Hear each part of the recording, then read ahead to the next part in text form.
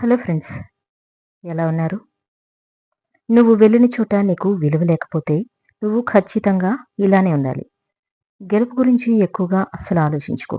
వచ్చిన అవకాశాన్ని సక్రమంగా ఉపయోగించుకో. అది సరిపోతుంది. ఖచ్చితంగా అదే నీకు గెలుపుని తెచ్చిపెడుతుంది. కొత్త విషయాన్ని నేర్చుకోవడానికి నీ మనసు ఎప్పుడూ కూడా యవ్వనంగా ఉండాలి. కోపం వచ్చినప్పుడు నీ మనసుతో పోరాడు. మనిషితో కాదు. సమస్య వచ్చినప్పుడు కాలంతో పోరాడు. కన్నీటితో కాదు. చూసిందల్లా నిజము కాదు. చేసిందల్లా నీ తోడుగా రాదు. సిరి సంపదలతో సుఖం రాదు. బాధ అనేది లేకపోతే సంతోషానికి విలువే లేదు. అనుకున్నవన్నీ జరిగిపోతుంటే పైవాడి అవసరం ఎవ్వరికీ ఉండదు. డబ్బు, సంతోషం అనేవి జన్మ విరోధులు. అవి ఒకటి ఉన్న చోట మరొకటి అస్సలు నిలవదు. మీరు మొదటి అడుగు వేసే ముందు 1కి 100 సార్లు ఆలోచించండి. కానీ అడుగు వేశాక 100 మంది పట్టి వెనక్కి లాగినా వెనుతిరిగి అస్సలు చూడకండి. అన్యాయంగా సంపాదించిన డబ్బుతో చేసే విందు భోజనం కంటే కష్టార్జితంతో తాగే గంజినీరు ఎంతో సంతృప్తినిస్తుంది. ఒక బండను పగలగొట్టే ప్రయత్నాలన్నీ మొదట విఫలమైనట్లు కనిపిస్తాయి, కానీ చివరికి ఖచ్చితంగా ఫలితాన్నిస్తాయి. ప్రతి క్లిష్ట సమస్య కూడా అలాంటిదే. నువ్వు విజేతగా నిలబడాలి అంటే ఎవరినో ఓడించడం కాదు, మిమ్మల్ని మీరు గెలవాలి. మనిషి చనిపోతే 10 మందికి తెలుస్తుంది, కానీ అతను మనసు చనిపోతే ఎవ్వరికీ తెలియదు. ఎంత విచిత్రమో! ఏమీ చేతకాని వాడే అవతలి వ్యక్తిలో తప్పులు వెతుకుతాడు. సర్దుకుపోవడం తెలిసిన మనిషికి జీవితంలో ఎన్ని ఒడిదుడుకులు ఎన్ని ఎదురైనా సరే సంతోషంగా ఉంటాడు. నువ్వు అపార్థం చేసుకునే దానిలో 10వ వంతును అర్థం చేసుకోవటానికి ప్రయత్నిస్తే నీ యొక్క ఎన్నో సమస్యలు మటుమాయమైపోతాయి. డబ్బు విలువ తెలుసుకుంటే సరిపోదు. దాన్ని సంపాదించడం కూడా నువ్వు తెలుసుకోవాలి. సాహసించడం ఆపితే సంతోషం మొదలవుతుంది. ఆశించడం ఆపితే ఆనందం మొదలవుతుంది. అవసరం ఉంటే తప్ప అనవసరమైన విషయాలకు ఎప్పుడూ వివాదం వద్దు. ఎప్పుడూ వివరణ వద్దు. ఎప్పుడూ క్షమాపణలు వద్దు. ఈ 3 లక్షణాలు సుఖమయ జీవితానికి సోపానాలు. ఇవే ఉత్తమ వ్యక్తిత్వం ఉన్న వారి యొక్క గొప్ప లక్షణాలు. మనం ముళ్ళబాట దాటితేనే కదా పూలబాట ఎదురవుతుంది. సవాళ్లను ఎదుర్కొంటేనే కదా సక్సెస్ అనేది ఎదురవుతుంది. వాగే వారితో సీక్రెట్ చెప్పకండి. వాదించే వారితో ఆర్గ్యుమెంట్ చేయకండి. తెలివైన వారితో పోటీ పడకండి. తెగించిన వారితో అస్సలు తలపడకూడదు. ఎప్పుడూ ఒకటి గుర్తుపెట్టుకోవాలి. కరిగిపోతుంది కాలం ఒకటే కాదు, దాంతోపాటు జీవితం కూడా. జాగ్రత్తగా ఆలోచించి మాట్లాడే మాటల్లో అబద్ధాలుంటాయేమో కానీ ఆవేశంలో మాట్లాడే మాటల్లో నిజాలు మాత్రమే ఉంటాయి. జీవితంలో ఏదైనా సాధించాలి అనుకునే మనిషి ముందుగా తనలోని బలాలను బలహీనతలను బేరీజు వేసుకొని నిర్ణయం తీసుకోవాలి. నీ కోపం కొన్నిసార్లు నీ శత్రువులకి బలమవుతుంది. నీ కోపం కూడా నీ బలమయ్యేటట్లు నీ ఆలోచనలుండాలి. పందెంలో దిగే ముందు పోటీలో ఎవరెవరు ఉన్నారో దానికి సంబంధించిన బలాలు బలహీనతల గురించి ఆలోచించు. పందెంలో దిగాక నీ దృష్టి అంతా గెలుపు మీద మాత్రమే ఉండాలి. దృఢమైన వ్యక్తిత్వం కలవారు దిక్కుతోచిన పరిస్థితుల్లో కూడా తన లైఫ్ మీద బలమైన దృష్టిని నిలుపుకొని కష్టాలను అధిగమిస్తారు. నువ్వు ఒకరి సంతోషాన్ని దూరం చేసి సంతోషపడుతున్నావేమో. వాళ్ళు పడిన బాధని నువ్వు కూడా అనుభవించడానికి సిద్ధంగా ఉండు. ఎవరైతే ఒత్తిడిని తట్టుకోలేరో వాళ్ళు బొగ్గులా మిగిలిపోతారు. తట్టుకొని నిలబడిన వాళ్ళంతా వజ్రంలా వెలిగిపోతారు. మిమ్మల్ని కష్టాలు చుట్టుముట్టినప్పుడు మాత్రమే మీ చుట్టూ ఉన్న వారి గుణగణాలను మీరు గ్రహించగలరు. పలకరింపులు లేకపోయినట్లయితే ఎంతటి గొప్ప బంధమైన క్రమంగా దూరమవుతుంది. మాట్లాడాలి అనుకునే వాళ్ళకి సమయం దొరుకుతుంది. వద్దు అనుకునే వాళ్ళకి సాకు దొరుకుతుంది. నిజమే కదా? పాపపుణ్యాలు మనిషి ఆధీనంలో ఉంటాయి. నీకు నచ్చింది చేసే అధికారం నీకున్న వాటి ఫలితాలను నీకు ప్రతిఫలంగా ఇచ్చేది మాత్రం ఆ భగవంతుడే. లక్ష్యం లేని జీవితం చుక్కాని లేని నావలాంటిది. లక్ష్యాన్ని చేరే క్రమంలో తప్పులు దొర్లుతున్నాయని బాధపడకు. లక్ష్యం ఉన్నవారు ఒక్క తప్పు చేస్తే ఏ లక్ష్యం లేని వాళ్ళు 100 తప్పులు చేస్తారు.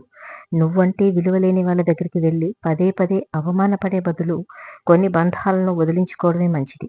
నీకు నవ్వడం నవ్వించడం అలవాటైతే జీవితంలో ఎలాంటి ఒడిదుడుకులు ఉండవు. అందుకే నవ్వుతూ నీ రోజుని ప్రారంభించు.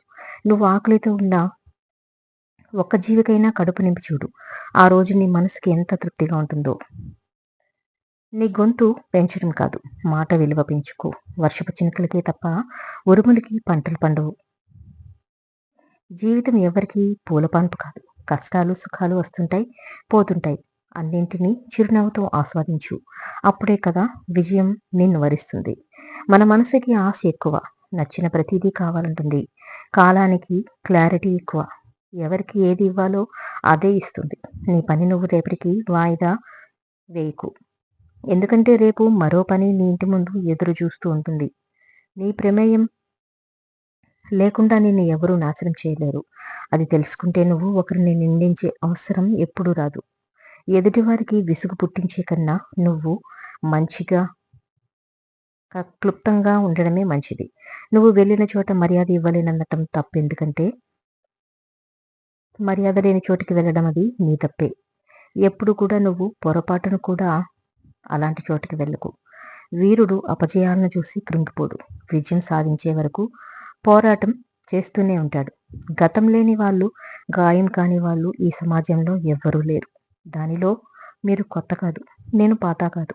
నిజమేనా?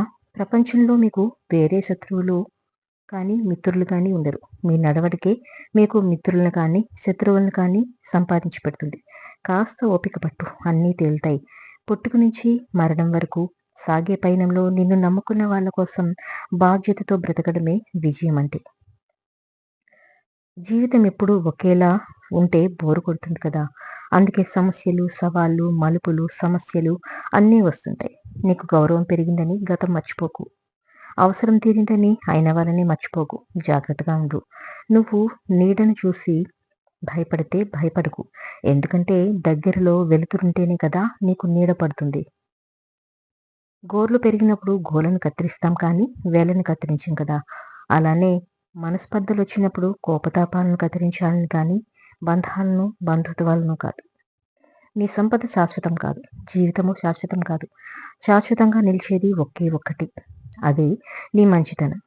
నాన్న మాటల్లోని గొప్పతనం నీకు అర్థమయ్యేసరికి నీ మాటలు తప్పుపట్టే కొడుకులు సిద్ధంగా ఉంటారని గుర్తుంచుకో. పట్టుపరుగులపై పడుకొని కూడా నిద్రరాగా అవస్థలు పడే ధనవంతుల కన్నా కటిక నేలపై పడుకుని గాఢ నిద్రపోయే పేదవాడే క్షమాపణ కోరితే తప్పు చేసినట్టు కాదు, రిలేషన్కి ఎక్కువ విలువ ఇస్తున్నట్టు. వారి అవసరం మనకు ఉందని తెలిసినా వదిలేసి వెళ్ళిన వాళ్ళని, మన అవసరాన్ని తెలుసుకొని అడగకుండానే సహాయం చేసిన వాళ్ళని ఎప్పటికీ మర్చిపోకూడదు. మనుషుల స్వభావం రెండు రకాలు. అవసరమైనప్పుడు తేనెలా తీయగా మాట్లాడతారు, అవసరం తీరాక తేలులా కుట్టినట్లు మాట్లాడతారు. జాగ్రత్తగా ఉండు. కొంచెం నువ్వు ఏమరపాటుగా ఉన్నావా అమాంతం నిన్ను మింగేస్తారు. నువ్వు ఎంత జాగ్రత్తగా ఉంటే నువ్వంత సంతోషంగా ఉండగలవు. గెలిచిన వాళ్ళని ఎప్పుడూ ఆదర్శంగా తీసుకోండి, ఓడిన వాళ్ళను అనుభవంగా తీసుకోండి. అప్పుడే జీవితంలో ఏదైనా సరే సాధించగలరు. పదవిలో ఉన్నప్పుడు పనికి మాలినవాడు కూడా గాలిపటంలా ఎగురుతాడు. దారం తెగితే కానీ అర్థం కాదు నా ఆధారం భూమిపైనే ఉంది అని. ఏ కారణం లేకుండా ఏ కష్టమూ రాదు, ఏ సంతోషమో నిన్ను చేరదు. ఎందుకంటే కష్టమైనా సంతోషమైనా ఎప్పుడూ కూడా మనిషి మంచి కోసమే వస్తాయని గుర్తుంచుకో.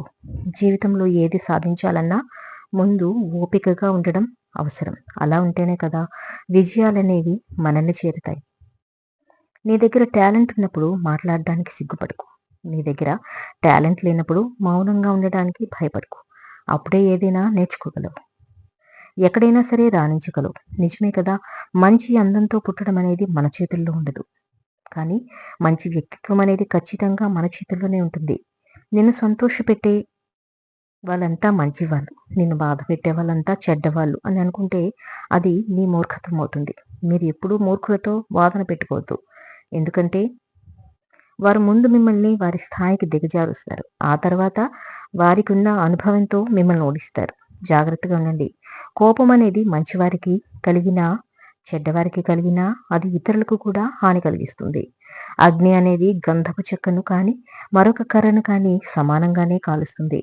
జాగ్రత్తగా ఉండాలి. జీవితంలో అందరూ చేసే తప్పు ఇదే. సంపాదించిన దాంతో తృప్తి పడకుండా, ఇంకా సంపాదించాలి అనే ఆరాటంతో మనకి ఉన్నదాన్ని కూడా అసలు ఆస్వాదించలేరు. ఎంత విచిత్రమో చూడండి. నీరు వాడకం లేకపోతే పాచి పడుతుంది. ఇనుము తుప్పు పడుతుంది. అలానే మాటలు లేకపోతే మమతలు మాయమవుతాయి.